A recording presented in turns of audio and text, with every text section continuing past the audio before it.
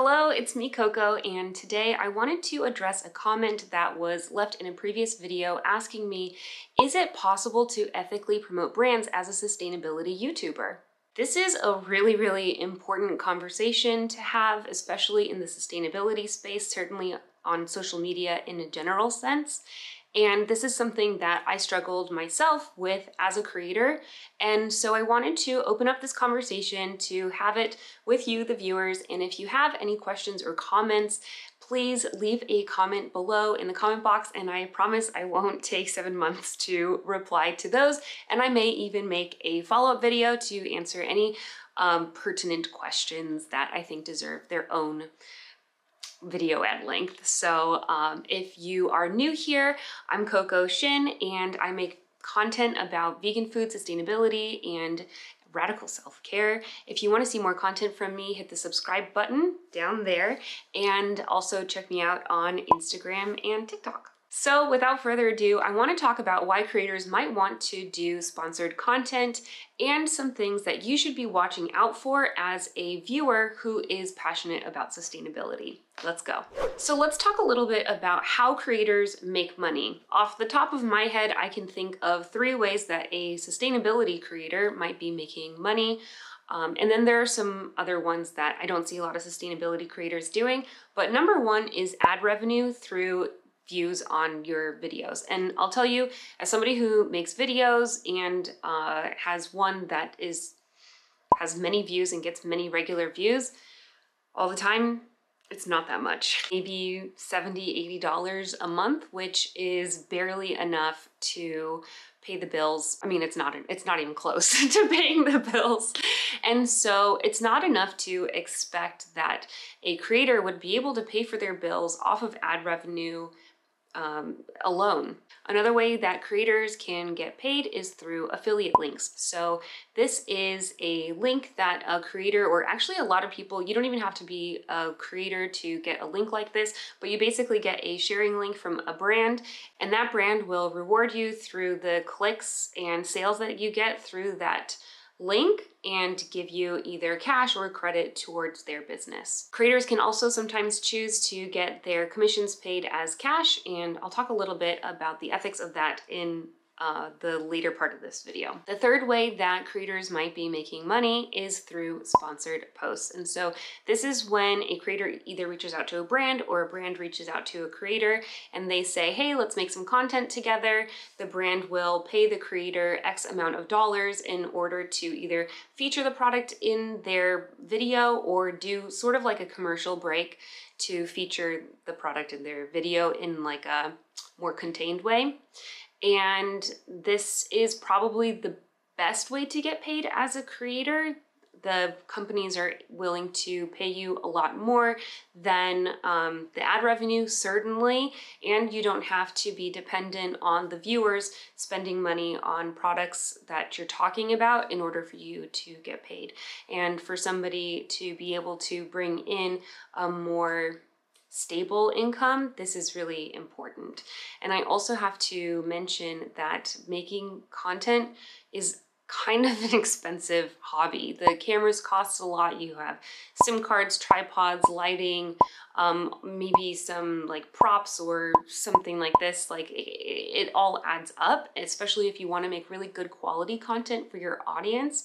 And on top of that, it takes a lot of time to produce, especially if you're doing it all by yourself, like I am and a lot of other creators that I know are doing. So that is time that could otherwise be spent working somewhere else or for somebody else, but they're choosing to make content for you, and sometimes they're gonna need to pay the bills. A couple other ways that people make money are through things like Patreon, where you are getting paid directly by your viewers to make the content in exchange for some extra bonuses and perks. This is actually really great for people who are able to do this. I think it's also a lot of extra work, and so I don't know, it comes at a cost. And then the last way, which I don't really see very many people in this niche making money, is through merch and especially drop shipping. So you'll see this a lot from creators who are not really thinking about the environment or sustainability, but they will have, you know, their logo printed on a sweatshirt or a t-shirt or a mug, and you can order that and the creator gets a portion of those sales. So these last two ways are really great ways to support a creator directly and through the affiliate sales as well. And it all adds up and leads to the total income of a creator, which I think for most creators, it's not that much money. Yeah. So if you're an eco-conscious viewer and you're questioning the ethics of a creator that you are watching on YouTube or TikTok, anywhere on social media, here are some things to watch out for. So number one, I would say somebody who is making a lot of content that is mostly focused on products that they have links for you to buy. I think that this is just a really hyper fixation on the consumerism aspect of eco-friendly living, when in fact, eco-friendly living is not something that you have to buy something for. A lot of times, eco-friendly living is buying less and using less, and you don't usually need to buy new things in order to do that, although there are some exceptions. There are some exceptions depending on what your life circumstances are, and that gets really confusing and complicated. But what is for sure is that, and like videos with endless lists of things to buy are not, it's just not something that I think is really focused on sustainability specifically. Another thing to look out for is when a creator is avoiding talking about activism and really minimizes the role of activism in eco-friendly living or an eco-friendly lifestyle. I did see this in a creator who I will not name, but I was DMing with them and they told me that they were just not interested in promoting activist content anymore and didn't really give me a reason why. But I was shocked because this person had been making, you know, this like very aesthetically pleasing eco lifestyle content on Instagram, and then hearing her say that she didn't want to promote activism anymore just didn't really sit right with me, because the system is broken in the way that it is because people have been letting some people who have the power to make important decisions basically like run amok. So unless you're trying to make a difference, it's kind of just like going with the flow and allowing the current to just like take you where it's already heading, which we already know it's not good. It's not going to be good unless we really try to make some drastic changes. So I would say that a real eco-friendly influencer is going to be talking about activism at any level. It doesn't have to mean going and like barricading yourself at a construction site. Other things that you can do is to write and call your representatives either at the local level or the national level, or to even write in comments on Instagram posts or Twitter posts for brands that you care about that you would like to keep using, but you would also like to see using more eco-friendly and sustainable and also like body-friendly, like non-toxic ingredients for yourself. This is great activism. That's wonderful. And I think the number one thing that you can do is to do some research when elections are coming around to which politicians are going to be the most eco-friendly or amenable to eco-friendly policies, and make sure that you go to the polls and vote for them when the time comes. And the midterm elections are coming up very soon, so make sure that you have your calendar marked, and you can even vote early if that works out better for you. Eco-friendly living doesn't really look like excessive consumption, and so I think a great creator will show different ways that they use eco-friendly habits in their everyday life and show you what their habits are outside of searching for eco-friendly products. So whether that be gardening, going outside, hiking, doing eco-friendly travel, all of these things are really great, and I think are nice things that I like to see other creators doing, and it just looks like a very realistic, like down-to-earth way that they're living their life. Although this is gonna look different for everybody, okay? So if that's not what your life looks like your eco-friendly life looks like, then great. Okay, this is a really, really big thing to look out for. And this is the thing that really inspired me. And I literally couldn't sleep. I was so disturbed. And I woke up and filmed this one video that I will link up here. Brand deals with companies that are actually fossil fuel companies. I would never take money from the fossil fuel industry in any way. This is a big red flag if you see somebody doing a deal with a fossil fuel company, or whatever they want to call themselves. If it, it's a lobbying agency or whatever. I can't tell you how many emails I get every day, every week for pitches for partnerships that brands want to do with me, and most of them I completely ignore, and it's very, very, very few that I'll even respond to, and then even fewer that I'll even follow through. A creator needs to know how to research the brand that they're working with to make sure that they are legit, that it's going to be something that stands with their values, and also something that their viewers should also trust. So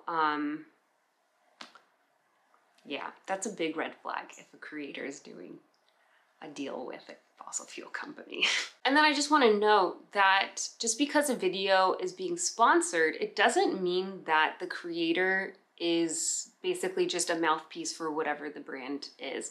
Most of the time, creators that what I'm seeing from creators is that they're talking about products or brands that they would otherwise be using, and I think that's perfectly okay. If you were to come over to my house and you were my friend, I would definitely be talking to you about the eco-friendly stuff that I love, and if I think that it's good for me, it's maybe good for you, and why not give it a try if you think that it's something that could work for you? Sometimes brands do have very strict scripts that they want you to stick to, and this can come off kind of inauthentic, but I also don't think that the creator most creators won't be, most conscious creators won't be making content that they are actually opposed to. So if it's for a product that they actually don't like, that's pretty soul crushing. Personally, I wouldn't do it. Some people would. I think in the sustainability space, it's probably not very common at all. Probably, I don't know. You might see that, and it doesn't mean that the creator doesn't actually like the product. It's possible that they actually really love the product, but they just have to state things in a very specific way because that's what the brand wants for whatever reason. And the most important thing to keep in mind is that we're doing the best that we can functioning in the system that we're already living in. And the system that most of us are living in, especially if you're watching this video, is a capitalist system.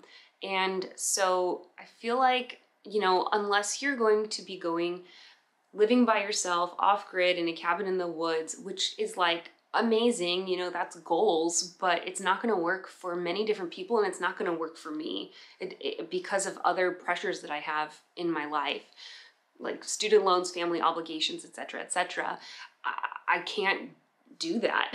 Not only is the system that we're already living in a capitalist system, but it's also one where hyper consumerism is very strongly encouraged, and people are using things that, or pushed to buy things that they might not actually use and are not good for the environment. So if there are people who are talking about products that are good for the environment, I think that's really good. And if we're putting pressure on companies to use more eco-friendly materials or sustainable and ethical manufacturing practices, I think that's great. Even if it's not the perfect scenario, because that's going to be really hard to achieve for anybody. And I'm so over perfectionism right now, and trying to be perfect and doing sustainability perfect, because at the end of the day, sustainability and eco-friendly living is going to look different for people everywhere. It's going to depend on your personal circumstances, where you're living, and the laws that you're living under.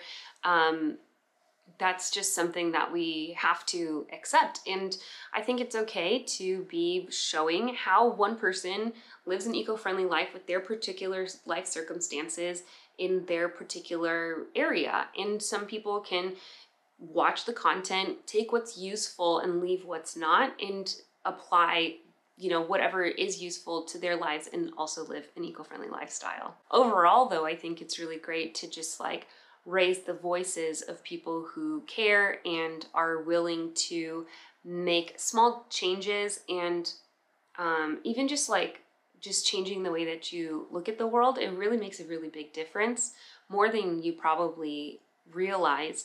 And so really, I think the ultimate goal here is to get people to look really critically at their lives and decide what is eco-friendly or sustainable for them. So I hope this video was enlightening to just like the behind the scenes life of a sustainability influencer, and also some things to look out for just from my personal perspective.